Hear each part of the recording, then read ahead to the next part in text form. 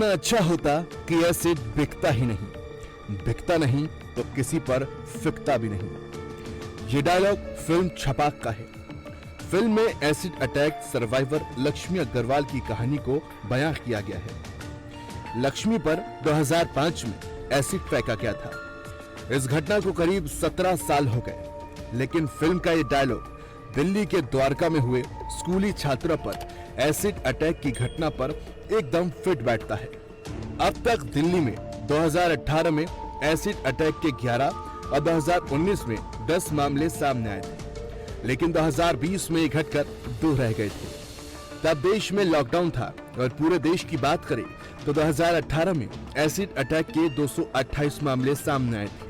वहीं 2019 में 249 और 2020 में 182 मामले सामने आए थे। दिल्ली के द्वारका के मोहन गार्डन में बुधवार को 2 बहनें स्कूल जाने के लिए घर से निकली थीं, पर उन्हें क्या पता था कि उनके साथ ऐसा हो जाए।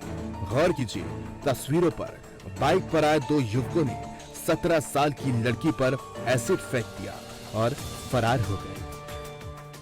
वहाँ से उसको घबराहट हुई बहुत थी और उसके सर से और मुंह पर से धुआं उठ रहा था बहुत ज़्यादा। फिर कुछ लोग और भी आ रहे थे, बोले भैया पानी डालो इसके चेहरे पे जल्दी, किसी ने एसिड फेंका हुआ है।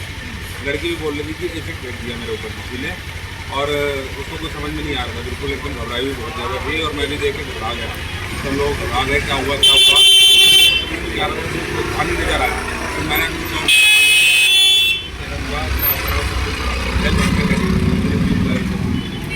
घर वाले को बुलाया, उनके फादर को, लड़की के फादर को बुलाया। यानी कि आप कह रहे हैं कि लड़की आप पास की रहने वाली? जी बिल्कुल।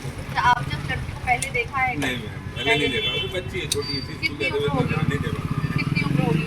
उम्र होगी 15-16 साल। 15-16 साल। अच्छा, ये दोनों लड़के बाइक पर सवार थे? जी बाइक पे, सीसीटीवी में आ रहा वो।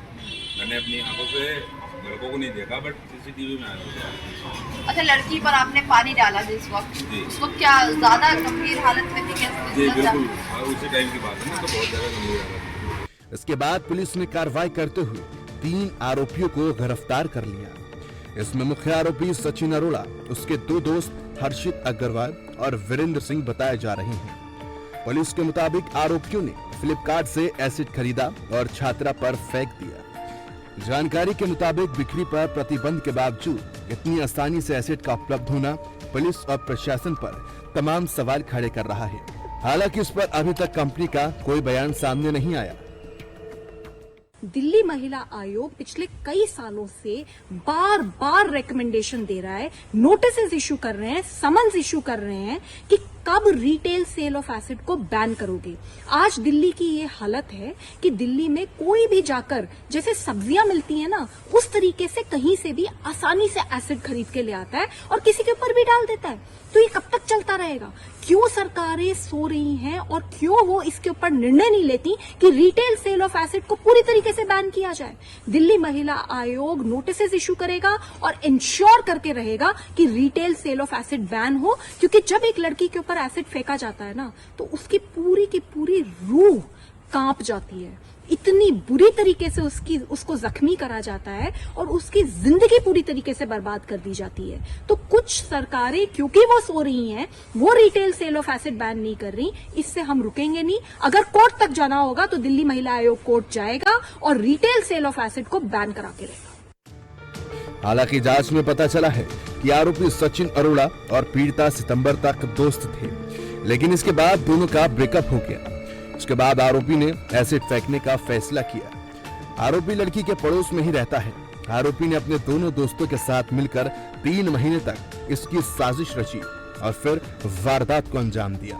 साजिश के तहत सचिन अरोड़ा और हर्षित अग्रवाल बाइक पर आए और छात्रा पर तेजाब फेंका, जबकि तीसरा आरोपी वीरेंद्र सिंह सचिन अरोड़ा और हर्षित का मोबाइल और स्कूटी लेकर दूसरी लोकेशन पर जाकर बैठ गया, ताकि जांच के दौरान पुलिस को गुमराह किया जा सके और बाद में इन्हें सबूत के तौर पर पेश किया जा सके। किंतु ये पूरी घटना सीसीटीवी में कैद हो गई। इस दौरान पीड़िता के साथ उसकी बहन थी।